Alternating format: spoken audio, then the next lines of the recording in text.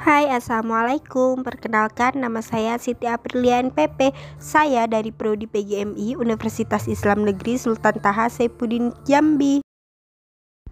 Tugas ini saya penuhi untuk memenuhi mata kuliah pembelajaran Bahasa Indonesia di SD atau di MI dengan dibimbing oleh dosen pengampu Andi Nurhasana SPD MPD.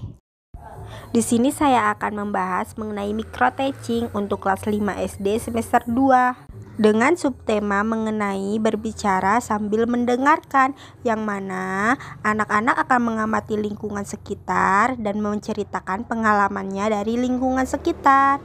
Mari kita lihat videonya sama-sama ya.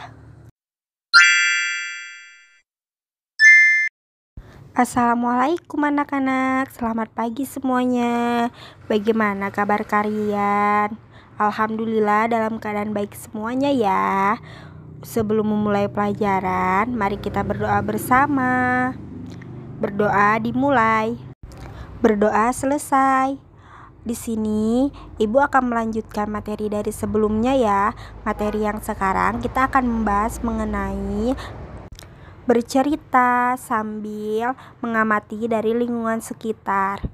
Kira-kira dari kalian semuanya pernah tidak pergi jalan-jalan jauh keluar daerah, atau kalian pernah mengamati dari sekitar lingkungan kalian tersebut? Coba Ibu tanya, ada yang tahu nggak apa pengertian dari bercerita itu sendiri?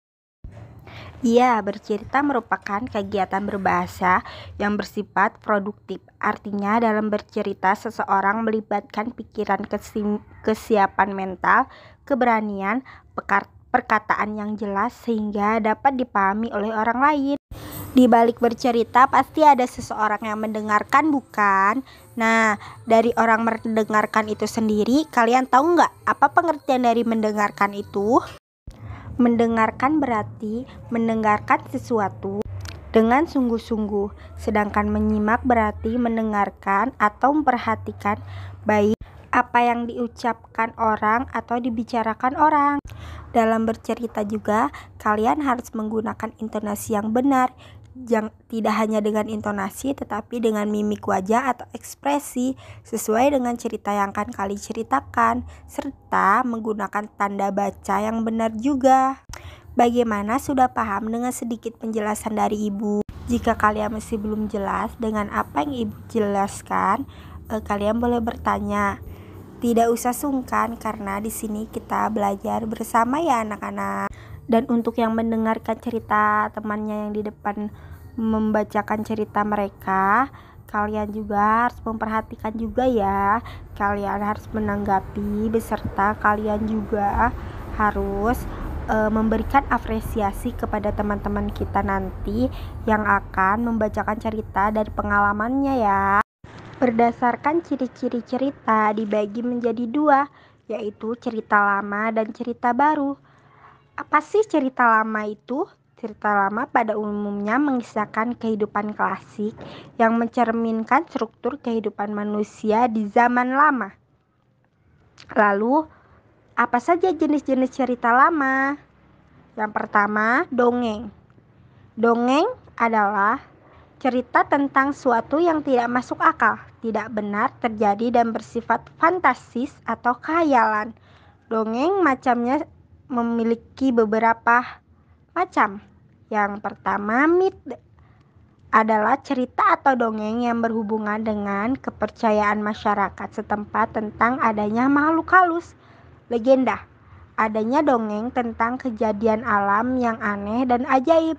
Lalu fabel adalah dongeng tentang kehidupan binatang yang diceritakan seperti kehidupan manusia. Lalu saga adalah dongeng yang berisi kegagaberanian seorang pahlawan yang terdapat dalam sejarah tetapi ceritanya bersifat khayalan. Yang kedua, hikayat. Hikayat adalah cerita yang melukiskan raja atau dewa yang bersifat khayalan. Yang ketiga, cerita berbingkai. Cerita berbingkai adalah cerita yang di dalamnya terdapat beberapa cerita sebagai sisipan. Yang keempat, cerita panji. Cerita panji adalah bentuk cerita seperti hikayat tapi berasal seperti kesusastraan Jawa. Lalu Tambo. Tambo adalah cerita mengenai asal-usul keturunan, terutama keturunan raja-raja yang dicampur dengan unsur-unsur khayal. Adapun cerita baru adalah bentuk karangan bebas yang tidak berkaitan dengan sistem sosial, struktur kehidupan lama. Cerita baru dapat dikembangkan dengan menceritakan kehidupan saat ini dengan keanekaragaman bentuk dan jenisnya. Jadi, yang kita bahas untuk hari ini mengenai cerita baru, karena di sini Ibu akan memberikan tugas kepada kalian mengenai cerita kalian dengan pengalaman yang pernah kalian alami. Tugas ini harus kalian presentasikan besok ya. Kalian maju ke depan sendiri-sendiri dan menceritakan tentang pengalaman kalian. Bagaimana? Cukup jelas kan untuk tugas hari ini? Baiklah, cukup sekian untuk pelajaran kita hari ini. Kita akhiri dengan hamdalah dan kita tutup dengan doa bersama. Sekian, terima kasih. Wassalamualaikum warahmatullahi wabarakatuh.